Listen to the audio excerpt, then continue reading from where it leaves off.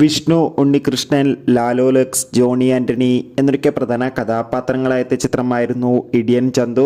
ചിത്രത്തിന് മികച്ചൊരു അഭിപ്രായം സ്വന്തമാക്കാൻ വേണ്ടി സാധിച്ചില്ല. ഒരു ആവറേജ് അഭിപ്രായം മാത്രമായിരുന്നു സ്വന്തമാക്കാൻ വേണ്ടി സാധിച്ചിട്ടുണ്ടായിരുന്നത്.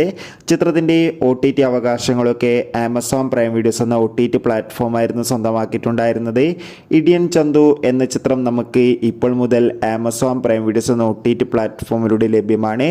ചിത്രത്തിൻ്റെ OTT റിലീസിനായി എത്ര പേര് കാത്തിരുന്ന് തീർച്ചയായും കമൻറ്റ് ബോക്സിൽ രേഖപ്പെടുത്തുക. ചിത്രം കണ്ടവരുടെ അഭിപ്രായം കൂടി കമൻറ്റ് ബോക്സിൽ രേഖപ്പെടുത്തു. അടുത്തതായി അറിയിക്കാൻ പോകുന്നത് ഷൈജു കുർപ്പ് നായകനെത്തിയ ചിത്രമായിരുന്നു പൊറാട്ട് നാടകം.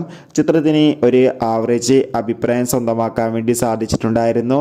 ഏവരുമേറെ ആകാംക്ഷയോടെയായിരുന്നു OTT റിലീസിനായി കാത്തിരുന്നത്. ചിത്രം ഇപ്പോൾ മുതൽ ആമസോൺ പ്രൈം വീഡിയോസ് എന്ന OTT പ്ലാറ്റ്ഫോമിലൂടെ ലഭ്യമാണ്.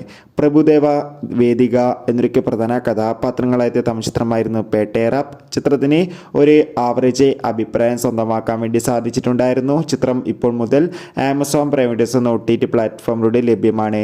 ലൈൻമാൻ എന്ന തമിഴ് ചിത്രം ഇപ്പോൾ നമുക്ക് ആഹാ തമിഴ് എന്ന OTT പ്ലാറ്റ്ഫോമിലൂടെ ലഭ്യമാണ്. ചിത്രങ്ങളുടെ കൂടുതൽ അപ്ഡേഷൻ അറിയാൻ വേണ്ടി കാത്തിരിക്കാം. കൂടുതൽ സിനിമാ വാർത്തകൾക്കായി ചാനൽ സബ്സ്ക്രൈബ് ചെയ്യുക.